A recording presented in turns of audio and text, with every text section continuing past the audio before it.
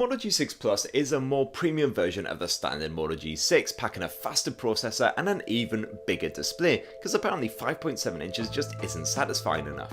And when it comes to the camera tech, the Plus is once again the big boy of the bunch. At first glance there's not much difference here. Housed on both phones is a dual lens snapper with a primary 12 megapixel lens plus a 5 megapixel secondary lens for those portrait shots.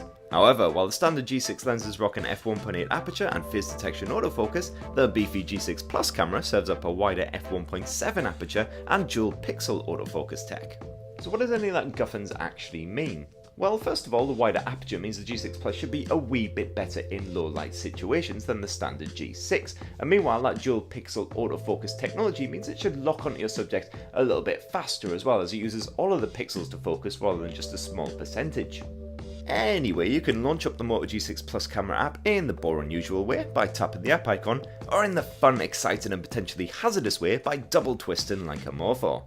Nice. The app is nicely laid out with reasonably fast access to the video mode and various bonus features, more on these shortly. You also have a number of nifty shortcuts right there on the main screen. The active photos option, for instance, shoots a brief snippet of video with each photo to bring your photo gallery to life. Great news if you shoot a lot of cat pics. Be warned of course that this feature does eat up more storage space. You'll also find full manual controls if you want them, although thankfully the Moto G6 Plus's auto mode is on the whole very solid indeed. Viewed on a smaller screen such as a laptop or a tablet, our G6 Plus photos look just as sharp as any taken on a more premium mobile. It's only when you check them out on a TV screen or zoom in a bit that you realise that 12 megapixel lens hasn't captured quite as much detail. Still, for everyday snaps the results were perfectly fine. Colours are nice and punchy without appearing artificial, which especially helps out when shooting a vibrant scene.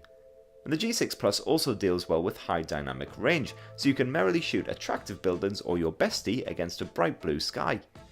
But it's those low light situations where the G6 Plus really shows its superiority over the standard G6.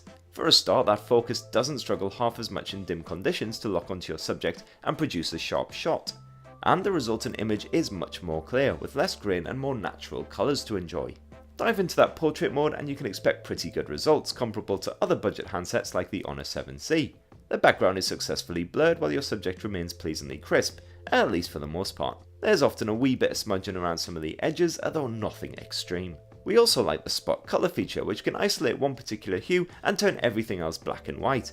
It does occasionally glitch out a bit, but it works impressively well most of the time. If you fancy yourself as a bit of an Instagram superstar, that 8 megapixel front facing camera is a good one. You even get an LED flash to light up your face when needed. And as for video, the G6 Plus can shoot up to 4K resolution movies, a definite jump over the standard G6, which can only manage full HD at up to 60 frames per second. The lens adapts immediately to any changes in focal distance to keep your subject sharp, a benefit of that dual pixel autofocus. Harsh lighting conditions can occasionally flummox the Plus however, with lots of lens flare and oversaturation when the sun is really beaten down.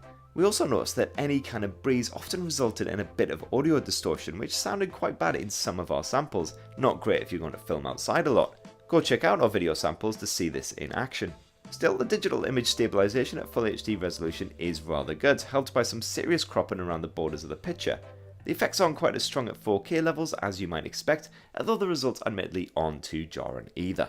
For a full Moto G6 Plus camera review, go check out recombi.com and don't forget to give us a subscribe and ding that notifications bell if you want to see more on the G6 Plus and the rest of the latest and greatest smartphones. Thanks everyone!